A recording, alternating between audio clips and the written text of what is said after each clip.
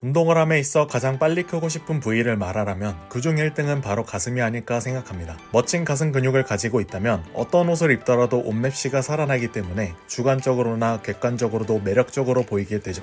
게다가 누가 정한 것도 아닌데 월요일이 가슴 운동의 날이 국룰이 된 것처럼 가슴은 운동에 있어 가장 빠질 수 없는 부분인데요. 특히 3대 운동 중 하나로 알려진 벤치프레스는 가슴 근육인 대흉근을 키우는 데 있어 가장 효과적인 운동이라는 것은 당연한 사실입니다. 하지만 문제는 벤치프레스의 무게가 우리가 성장하고 싶은 기대치처럼 쉽게 올리기가 힘들다는 것이죠. 무게가 점점 무거워질수록 2.5kg 원판을 양옆에다만 넣었을 뿐인데 25kg 코끼리가 내 위에 올라간 것처럼 내 가슴에 조여오는 무게감은 압도적으로 느껴집니다. 벤치프레스가 어렵다면 이를 대체할 수 있는 가장 대표적인 운동은 바로 팔굽혀펴기인데요. 팔굽혀펴기는 집에서도 할 수 있다는 장점이 있으나 니은자로 손목이 꺾이는데 심지어 체중의 반 이상이 실리기 때문에 손목이 불안정하거나 자세가 제대로 되지 않았을 경우 부상의 위험을 가질 수 있다는 단점이 존재합니다.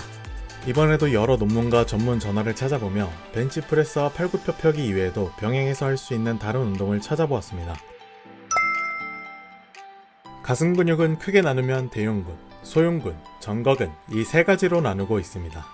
대흉근은 상체를 중심으로 당기며 윗팔뼈를 안쪽으로 회전시키고 굽히고 펴는 역할을 수행하며 소흉근과 전거근은 몸통을 중심으로 견갑골을 몸 앞쪽으로 당기는 역할을 합니다. 이어서 우리가 다뤄볼 대흉근은 쇄골지, 흉골지, 늑골지, 복근지로 구분되며 이해하기 쉽게 상부, 중부, 하부로 나뉠 수 있습니다.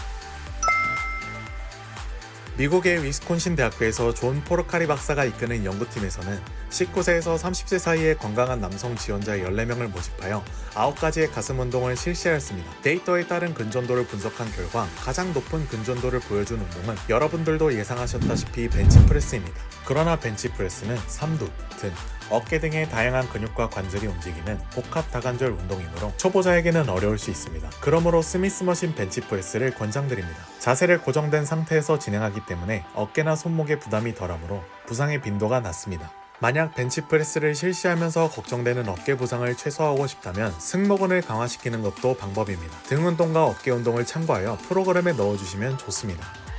이어서 다음 높은 수치는 팔굽혀펴기가 해당되지 않을까 했으나 98의 수치를 보여준 팩덱플라이가 있으며 이어 케이블 크로스오버가 93의 수치로 가장 높았습니다. 팔굽혀펴기의 경우를 좀 더 분석하자면 실험자 모두 운동 경험이 있으므로 팔굽혀펴기만으로는 무게에 영향이 적어 상위 3가지 운동에 밀려났으며 이와 동일한 근전도를 나타내려면 약 2배 정도의 운동량이 필요하였습니다. 하지만 운동을 시작한 지 얼마 되지 않은 분들의 경우에는 자신의 몸무게의 약 60-70%로 진행하는 팔굽혀펴기도 자극이 충분하므로 벤치프레스보다는 팔굽혀펴기를 하시는 것이 더 효과적일 수 있습니다.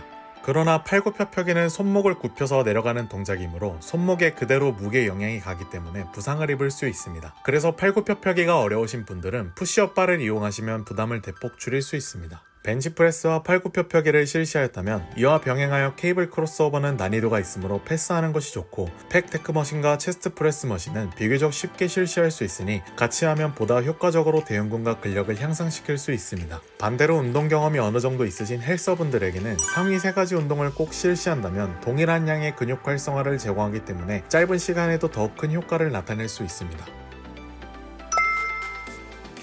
가슴 운동을 마무리하고 나서 집에 돌아오거나 다음날엔 근육통이 오게 되죠. 그런 경우에는 가만히 휴식을 취하는 것도 좋지만 폼롤러를 사용하시거나 마사지건을 통해 뭉친 근육을 풀어주시는 것도 좋습니다. 대흉근은 거북목이나 구분 등에도 핵심적인 부위로 마사지나 스트레칭을 통해 수축된 근육을 이완시켜 주실 수 있습니다. 지금까지의 내용을 정리하자면 초보자는 스미스 머신 벤치프레스를 이용하거나 팔굽혀펴기를 하는 것이 이상적입니다. 팔굽혀펴기의 경우 손목 부상과 부담을 최소화하기 위해 푸시업 바를 이용하는 것이 좋습니다. 이어서 케이블 크로스오버보다는 비교적 쉬운 팩데크 머신과 체스트 프레스 머신을 하시면 됩니다. 어깨와 등 운동을 운동 루틴에 포함시킴으로써 벤치프레스의 부상을 최소화해야 하며 가슴 운동을 통해 발생한 근육통은 폼롤러나 마사지건으로 풀어주시는 것이 좋습니다.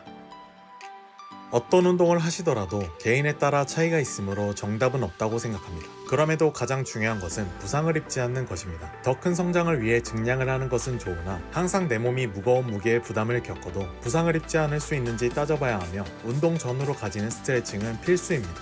운동은 여러분의 상태를 체크하면서 무엇이 더 좋은지 확인하고 그것에 맞게 프로그램을 짜는 것이 가장 좋습니다.